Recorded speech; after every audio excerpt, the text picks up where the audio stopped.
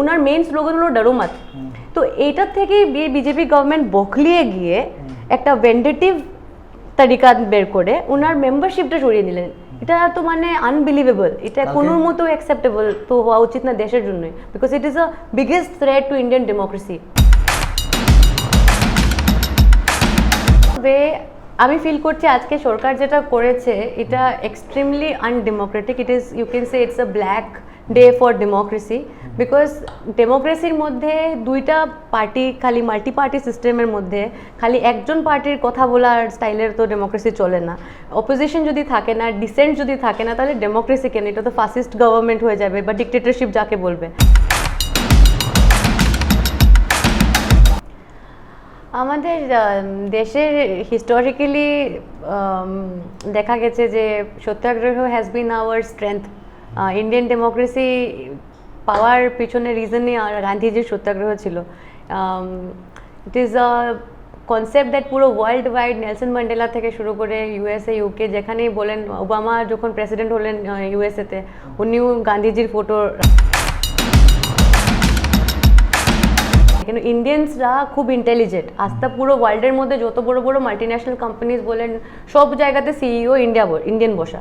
তো Indians are very intelligent people, they can see what is the truth. It is not very hard to see through things. It is been a very vindictive government who is been abusing their power, because you are sitting with power, you are a ruling government, you are absolutely abusing your power.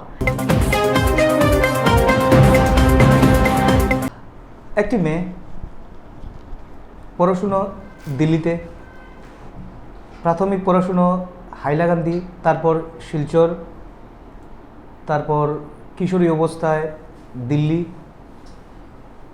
অনেকগুলো certificate, অনেকগুলো অভিজ্ঞতা। কিন্তু সেই অভিজ্ঞতাকে এবার এই মেয়েটি কাজে লাগাতে চাইছে। মেয়েটি আমাদের বরাকবেলির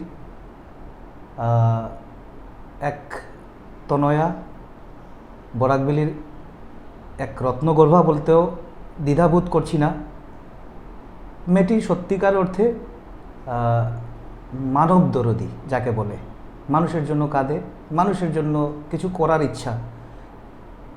এই মেয়েটি অসম প্রদেশ কংগ্রেসের যুগ্ম সম্পাদিকা, নাম নৈরিতা জয় শুক্লা। আমাদের স্টুডিওতে এখন আছেন নৈরিতা জয় শুক্লা। নৈরিতার পরিচয় আরেকটু বলছি। নৈরিতার দাদু ললিত মোহন শুক্লবৈদ্য আমাদের করিমগঞ্জ লোকসভা আসনের দুবার সাংসদ ছিলেন। সুতরাং রাজনৈতিক এক পরিবারের থেকে নৈরিতা এসছে। তো সুতরাং নৈরিতা সমাজনীতি এবং রাজনীতি দুটোই সম্পর্কে ভালোভাবে ওয়াকিবহাল। আজকে আমরা নৈরিতাকে পেয়েছি। নৈরিতা করিমগঞ্জে এসছে। সত্যাগ্রহ একটা অনুষ্ঠান ছিল, রাহুল গান্ধীকে কংগ্রেস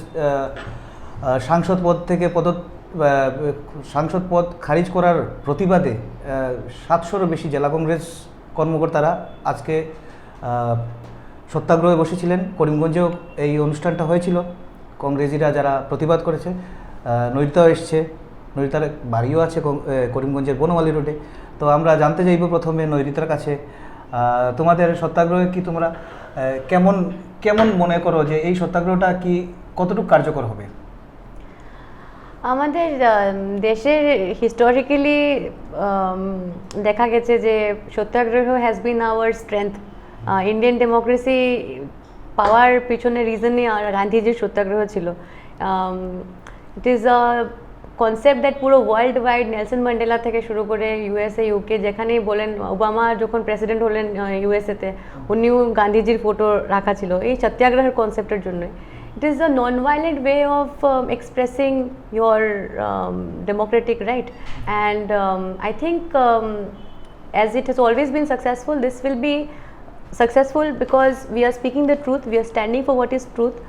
আর সত্যের জন্য লড়াই করা কংগ্রেসের কালচারের মধ্যে পড়ে। We have always fought, and as you know, all our freedom leaders has fought against the Britishers, against the East India Company to get Indian independence. তো এটার লড়াই তো অনেক লম্বা চলেছে। এটার ফলপ্রসূটা কি হবে? মানে আজকে যে তোমরা কংগ্রেসি যারা ছিলেন, এই সত্যাগ্রহ করেছো, তো এটার ফলটা কি বা তেমন কিছু আছে কি, তোমরা আশা করছো কি যে হয়তো সরকার যে সিদ্ধান্ত নিয়েছে সেটার থেকে সরে আসবে? ইট ইজ আ ওয়ে, আমি ফিল করছি আজকে সরকার যেটা করেছে এটা extremely undemocratic. It is, you can say it's a black day for democracy, because ডেমোক্রেসির মধ্যে দুইটা পার্টি, খালি মাল্টি পার্টি সিস্টেমের মধ্যে খালি একজন পার্টির কথা বলার স্টাইলের তো ডেমোক্রেসি চলে না।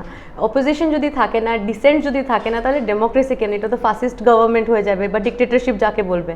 তো ইন্ডিয়ান ডেমোক্রেসির জন্য এটা একটা খুবই মানে বড় ঝটকা যে লিডার অফ অপোজিশন, যেটা মেন স্ট্রং পার্টির থেকে যে আসে, ওনার মেম্বারশিপ আপনি সরিয়ে দিলেন জাস্ট বিকজ উনি আমাদের লিডার রাহুল গান্ধীজি মানুষের জন্য কোয়েশ্চেন্স করছিলেন, মানুষ আমাদের দেশের হিতের কোয়েশ্চেন করছিলেন। রাহুল গান্ধীজি যে ভারত জোড়ো যাত্রা করলেন, এই কন্যাকুমারী থেকে কাশ্মীর পর্যন্ত যে ওয়াকটা হয়েছে 3000 কিলোমিটার প্লাস, এটা একটা হিউম্যান বিংয়ের জন্য I don't think it is that easy যে একটা মানুষ ডেইলি এতটুকু হেঁটে হেঁটে হেঁটে হেঁটে কন্যাকুমারী টু কাশ্মীর ওয়াক করা, it's not a matter of joke. কিন্তু because of his passion for the country, because of his passion to help the people, because of his passion to be in service for the nation, that's why he was able to finish that, and that's why এতজন মানুষ এটার মধ্যে জড়িত হয়েছে। এই দেশের মধ্যে মানুষদের আওয়াজটাকে পুরোভাবে দাবানোর যে একটা বাজে একটা সিচুয়েশন ক্রিয়েট করা হয়েছে, যেটার মধ্যে মানুষের আওয়াজ শোনা যাচ্ছে না, যেটা রিয়ালিটি, ওইটা মিডিয়ার মধ্যে শোনাই যায় না কেন, অন্য রকমের একটা আলাদা একটা হাওয়া চলে, যেটা রিয়ালিটি না। তো এই রাহুল গান্ধীজি যেহেতু এতজন মানুষের কথা শুনে ওই মানুষদের ভয়েসটা করেছেন পার্লামেন্টে, এই জন্য এটা একটা ভেন্ডেটিভ তরিকেছে ওনার সরানো হয়েছে। না, সেটা তো আদালত যে কেসটায় রাহুল গান্ধীকে 6 বছরের কারাদণ্ড দিয়েছিল, 2 বছরের কারাদণ্ড দিয়েছিল, সেটা ইস্যু কিন্তু মোদি সম্প্রদায় নিয়ে কিছু একটা কটূক্তি করেছেন, সেই কারণে দিয়েছে। এমনকি সংসদীয় গণতন্ত্রের একটা নিয়ম আছে, যদি কোনো সাংসদ যদি কোনো আদালত থেকে দোষী প্রমাণিত 2 বছরের বেশি জেল হয়, 2 বছর বা তার অধিক যদি বেশি কারাদণ্ডে দণ্ডিত হয়ে যায়, তখনই তার সাংসদ পদটা খারিজ হয়ে যায়, সেটা নিয়ম। সেই নিয়মের পরিপ্রেক্ষিতে কিন্তু ওম বিড়লা বোধহয় এভাবে সিদ্ধান্ত একটা নিয়েছেন। দেখেন, আজকে কথাটা সব মানুষ ইন্ডিয়ার মধ্যে জানে, কেন ইন্ডিয়ানসরা খুব ইন্টেলিজেন্ট। আজকে পুরো ওয়ার্ল্ডের মধ্যে যত বড় বড় মাল্টিন্যাশনাল কোম্পানিজ বলেন, সব জায়গাতে সিইও ইন্ডিয়ান বসা। তো Indians are very intelligent people, they can see what is the truth. It is not very hard to see through things. It is been a very vindictive government who is been abusing their power, because you are sitting with power, you are a ruling government, you are absolutely abusing your power. Because the case যেটা হয়েছে, কর্ণাটকের মধ্যে কথা বলা হয়েছে, এটার জন্য district court of Gujarat থেকে একটা রায় দেওয়া হলো যে 2 বছরের ওনার জেল। তারপরে এটাও ওপেনিং রাখা ছিল যে উনি এখন হায়ার কোর্টে অ্যাপিল করতে পারেন, বিকজ দেখা গেছে যে ডিস্ট্রিক্ট কোর্ট থেকে অনেক সময় জেল দেওয়ার পরেও হায়ার কোর্টে যখন অ্যাপিল হয়, ওই ফাঁসি দেওয়ার পরেও ওই ফাঁসিটাও চেঞ্জ হয়ে যায় হায়ার কোর্টে যখন যায়। 30 দিনের সময় উইন্ডো দেওয়া ছিল, জাস্ট বিকজ রাহুল গান্ধীজি আদানির ব্যাপারে, আদানির যে এই যে স্ক্যাম চলছে কন্টিনিউয়াসলি, 2000 কোটি টাকা 20,000 crore রুপিজের শেল কোম্পানিজের ব্যাপারে উনি জিজ্ঞেস করছেন, চায়নার ব্যাপারে উনি জিজ্ঞেস করছেন, যেগুলো দেশের যতটা করাপশন সব কিছু উনি ফিয়ারলেসলি আমাদের লিডার পার্লামেন্টে জিজ্ঞেস করছেন। এটাই যেটার জন্য ইন্ডিয়ান পার্লামেন্টের মধ্যে মানুষ যায় যে কোয়েশ্চেন করবার জন্য। As an opposition he is been very strongly popular, are very fearlessly he is been talking. Owner main slogan হলো ডরো মত। তো এইটার থেকে বিজেপি গভর্নমেন্ট বখলিয়ে গিয়ে একটা ভেন্ডেটিভ তরিকা বের করে ওনার মেম্বারশিপটা সরিয়ে নিলেন। এটা তো মানে আনবিলিভেবল, এটা কোনো মতো অ্যাকসেপ্টেবল তো হওয়া উচিত না দেশের জন্য, because it is a biggest threat to Indian democracy. কালকে তো আপনার মানে রাহুল গান্ধী তো নিজেই স্টেটমেন্ট দিয়েছে যে আমি সাংসদ থাকি বা না থাকি, আই ডোন্ট কেয়ার। এটা তো বলবার জন্য এখন একটা মানুষ, আপনি চাকরি করছেন সাপোজ, আমি চাকরি করছি, আর আমি চাকরি যেখানে করছি আমি আমার 100% দিচ্ছি, আর যেহেতু বস আমাকে নিয়ে বা আরেকজন মানুষ আমার এগেনস্টে কিছু করতে চায়, আমার চাকরিটাই নিয়ে নিল, তাহলে এটা তো পুরো দেশের মধ্যে কোনো মানুষেরও অ্যাকসেপ্টেবল না। তোমার কনসেপ্টটা হচ্ছে গিয়ে মানে টোটাল জিনিসটা হচ্ছে গিয়ে ভারত জোড়ো যাত্রা সরকার ভয় পেয়েছে। এটাই তো। আর এই যে পাপ্পু বানাবার একটা নেগেটিভ ছিল বিজেপি গভর্নমেন্টের, অনেক কোটি কোটি লক্ষ কোটি টাকা খরচ হয়েছে রাহুল গান্ধীকে অ্যাজ আ পাপ্পু ক্রিয়েট করার জন্য, উনার এমন এমন মিমস ভাইরাল করার জন্য যেটাতে মনে হয় যেমন উনি কিছু জানেনই না বা কি বলছেন, is nobody to stand in front of আমাদের অপোজিশনে যে আছেন উনার এগেনস্টে। কিন্তু যেহেতু মানুষ Rahul Gandhi who is he, what is he actually, এটা জানতে পারছে আর মানুষ এইভাবে এত সাপোর্ট করছে, এই জন্য ওরা এইভাবে করলো। আর ওরা তো মানে যেভাবে সিবিআই বা অন্য ইনস্টিটিউশনস ইউজ করে টোটাল এপিসোডে এটাই বোঝা যাচ্ছে যে বিজেপি কোথাও না কোথাও হারছে, কোথাও না কোথাও নীতিগতভাবে হেরে যাচ্ছে। এটাই বলতে চাইছো যে বিজেপি হয়তো কোথাও না কোথাও হেরে যাচ্ছে, তাই এই সত্যিটাকে দাবানোর জন্য রাহুল গান্ধীকে এই সাংসদ পদ থেকে বিজেপি ইন্ডিয়ান ইন্ডিপেন্ডেন্সের সময় 1947 বা এর আগে যত ফ্রিডমের লড়াই দেখেন ওটার মধ্যে বিজেপিকে কোথাও পাবেন না। এই জন্য জন্ম তো 1980-তে। হ্যাঁ, তো এই জন্য এই ইন্ডিয়ার যে এক একটা ইনফ্রাস্ট্রাকচার বানানো, যতটা সিবিআই আর সব ইনস্টিটিউশন যেসব বানানো, এটার মধ্যে যতটুকু মেহনত লেগেছে, বা ইন্ডিয়াকে ইন্ডিয়া বানাবার জন্য যে একটা কালচার, ইন্ডিয়ার যে থার্ড ওয়ার্ল্ড কান্ট্রি হওয়ার পরেও যেখানে সবার কাছে right to life, right to সব কিছু এত সুন্দরভাবে কনস্টিটিউশনালি দেওয়া, এটা তো মানে one of the best democracies in the world you can say. ওইটাকে নষ্ট করার জন্য যতটুকু করা যাচ্ছে ওইটা ওরা করছে সুন্দরভাবে। কেন বানানো, যে বানায় ও ওইটাকে প্রোটেক্ট করতে চাইবে, যে বানানোর উপরে কোনো হাতি রাখে নেই, ওদের তো কোনো ফারাকও পড়ছে না, ওরা নষ্টই করছে। কিন্তু এরকম করা উচিত না, কিন্তু আমাদের ফিউচার জেনারেশনের ব্যাপারে চিন্তা করা উচিত। আমাদের ইন্ডিয়া আজকে তো ইয়াং ইন্ডিয়া, এখানে হেট্রেড প্রপোকেট করা ঠিক না। হেট্রেড, একজনের এগেনস্টে ভড়কানো, এইসব তো মানে ইনসিকিউরিটি, ফিয়ার। আর we seriously trying to create an India like this? এটার জন্যই রাহুলজি এই পুরো ভারত জুড়ে যাত্রার মধ্যে কনসেপ্টে ছিল কি হেট্রেড কে दुकान में हम मोहब्बत का वो स्टार्ट करते। That was the main idea, that we will spread love, we will spread kindness, we'll do the right thing, we will not talk about hatred. But see how hatred is being practiced against the guy who stands against hatred.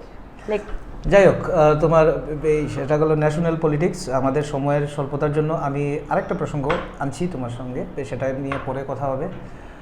তো তুমি যেহেতু বরাকবেলি এই উপত্যকার মেয়ে, তোমার vision কি in future? তুমি কি চাও বা কি করতে চাইছো? আমার ভিশন, আমি যখন জয়েন করেছিলাম পলিটিক্সে তখন আমার একটা ভিশন ছিল, যেটা ইনফ্রাস্ট্রাকচারাল ডেভেলপমেন্ট, ভালো স্কুলস, ভালো খালি স্কুলসের মধ্যে বাচ্চারা যেন ভালো এডুকেশন আরও ভালো করে পায়, বা কলেজেসের যে এডুকেশন, যেটা আমাদের ইউথরা যেন ভালো এডুকেশন পায়। তারপরে খালি এডুকেশন দিলে তো হবে না, চাকরিও লাগবে।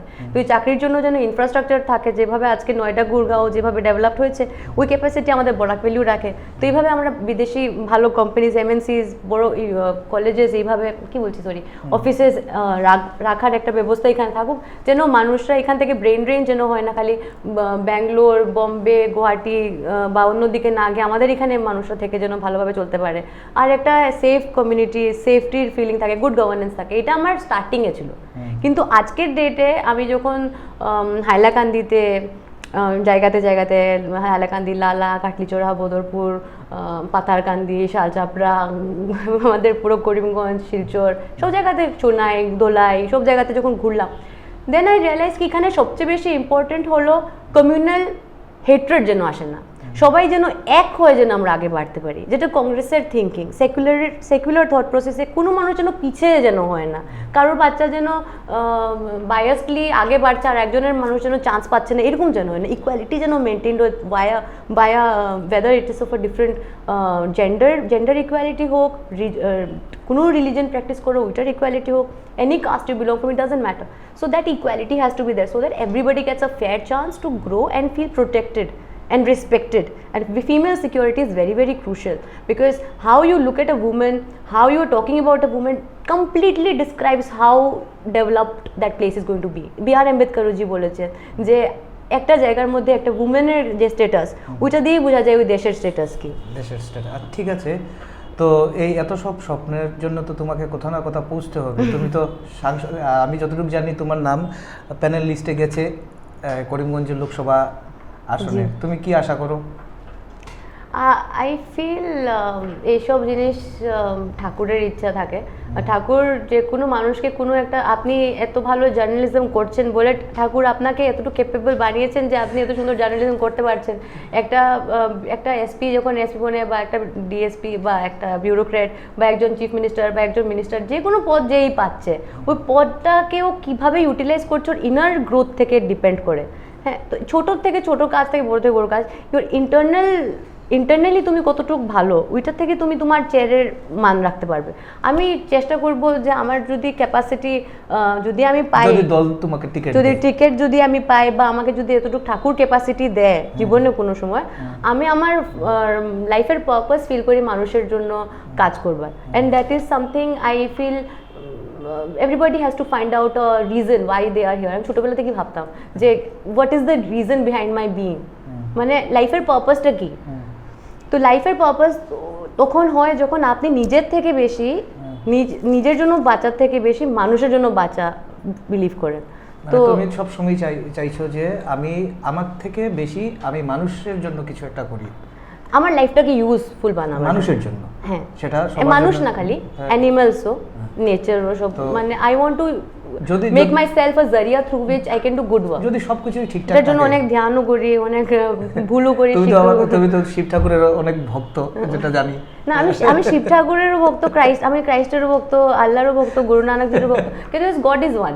ইট ইজ বাট শিবজি আমার মানে ছোটবেলার থেকে আর কি একটু I feel like he is very responsive. Hanuman ঠাকুরেরও ভক্ত। আচ্ছা, যদি আমি বলি সব যদি ঠিকঠাক থাকে, যদি তুমি টিকিটও পেয়ে যাও, মানুষের আশীর্বাদে তুমি সাংসদও হয়ে যাও, প্রথম কাজটা কি করবে? আপনার কাছ থেকে আশীর্বাদ নেব। না, আমার কাছ থেকে না, মানে এই উপত্যকার জন্য, মানে বিশেষ করে করিমগঞ্জ হাইলাকান্দি দুটো মিলিয়ে একটা আসন তো। হ্যাঁ, সব মানুষের কাছ থেকে আগে তো আশীর্বাদ নেব। হ্যাঁ, তারপর আশীর্বাদ নেওয়াটা সবচেয়ে বেশি ইম্পর্টেন্ট। তারপরে তো সবাইকে নিয়ে একসঙ্গে কাজ করবে, সবাইকে নিয়ে একটা টিম হিসাবে। মানে কোন কাজটাই সবচেয়ে বেশি, মানে প্রায়োরিটিটা কোন দিকে দেবে? এডুকেশন ফার্স্ট প্রায়োরিটি আমার ফিল করি আমি, যে প্রেগনেন্ট উইমেন যারা বাচ্চা জন্ম দেওয়ার সময় যখন রাস্তাতে হসপিটাল পর্যন্ত পৌঁছতে পারছে না বলে বাচ্চা একটা জন্ম হচ্ছে না, বা ম্যাল নিউট্রিশনের জন্য মরে যাচ্ছে, এই প্রবলেমটা ফার্স্ট অফ অল আমার জন্য। কমিউনিকেশন, মানে হসপিটালস আর প্রেগনেন্সি আর women motherhood, that will be my first priority. Because একটা নতুন জন্ম, মানে একটা মাদার আর ওর বাচ্চা। এখন তো বরাগুলির রাস্তা প্রায় ভালো না, অনেক জায়গাতে এরকম জায়গাতে আছে যেখানে ডেলিভারি হবে, কিন্তু হসপিটালে 100 জনের বেডও আছে। যেমন হাইলাকান্দিতে 100 বেড আছে, কিন্তু একটা প্রেগনেন্ট মানুষ পাবে না, ওর শিলচর যেতে হবে। তো এইভাবে তো ইনফ্রাস্ট্রাকচারের অভাব বা ইচ্ছার অভাব বলতে পারে, যে মানে this has to be handled first of all. Secondly I feel এই যে বাচ্চারা স্কুলে পড়তে চায়, কিন্তু এত দূরে দূরে স্কুল, ওরা পড়তে পারছে না, ওরা কাঁদছে। এরকম আমি literally I met people, they are crying, the mothers, suppose a single mother, ওর বাচ্চাকে স্কুলে দাখিলেই দিতে পারছে না, বিকজ ফাদার ছাড়া বাচ্চার দাখিলা হয় না। তো এরকম টাইপের ছোটো ছোটো জিনিস মনে হবে, কিন্তু ওইটার জন্য একটা মানুষের পুরো ফিউচার ডিপেন্ড করে। তো একটা বাচ্চা বা একটা মেয়ে বা একটা ছেলে, ওর জন্য ফিউচার সুরক্ষিত থাকে, এটার জন্য যতটুকু করা উচিত ওটা I would like to work on that.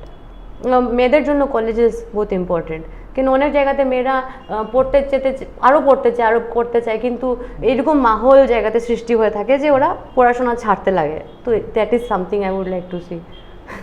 আমার অনেকই ইচ্ছে, অনেক কিছু করার, ইচ্ছেগুলো অনেক, ইচ্ছাগুলো হয়। অ্যাকচুয়ালি আই ফিল আমি অনেক লাকি, আমি ছোটোবেলা থেকে যেটা চাই, ধ্যান করি, ওটা পেয়ে যাই। তাই আমার ইচ্ছা বরাকভ্যালিকে আমি যেরকম বরাকভ্যালির ড্রিম দেখি, এটা নিশ্চয়ই হবে আপনার মতো মানুষ যখন এখানে আছে। আমাদের বরাকভ্যালির মধ্যে যেভাবে ইন্টেলিজেন্ট ওয়ার্কফোর্স আছে, আই ফিল এটার মধ্যে ওইভাবে like we need to have that kind of infrastructure that you have in Bangalore, that you have in Delhi. People from here should not have a brain drain issue, they should get all the facilities right here, and এটার জন্য like with love I think having a good positive energy is very important. কিন্তু এটার মধ্যে যখন এইভাবে যেমন ডেমোক্রেসিকে threat দেওয়া, বা ইনস্টিটিউশনগুলোকে ব্রেক করা, বা ইন্ডিয়ান ইকোনমিটাকে এইভাবে ব্রেক করা, বা ইন্ডিয়ার যে মানুষদের পয়সা এলআইসিতে লাগানো, ওই এলআইসির টাকাগুলো আপনি আদানিকে দিয়ে ওকে বিলিয়নের বানানো, মানে রাতোরাত বিলিয়নের বলছে, কত একদম বেস থেকে নাম্বার 3 পর্যন্ত পৌঁছে যাওয়া। তো একটা প্যাটার্নের কথা বলছি, মিসইউজ অফ পাওয়ারটা ঠিক না। সরকার বনা যে কোনো পার্টি বনুক, কিন্তু পাওয়ার মিসইউজ করাটা ঠিক না। তাহলে এই ইন্ডিয়াটা আজকে খালি আছে এরকম না তো, এটা তো ফিউচারেও তো আছে, এটার ফিউচারটা নষ্ট করে দেওয়া, কিন্তু আমাদের ফিউচার জেনারেশনস কি পাবে? যাই হোক, তোমার কাছ থেকে অনেক কিছু জানলাম, আমাদের অনেক সময় দিয়েছে তোমাকে আমি Thank you. আর অনেক অনেক ধন্যবাদ Thank you. আমার নিউজ প্রাইম 7-এর পক্ষ থেকে। আমিও অনেক grateful to news prime 7 for having me here. নমস্কার।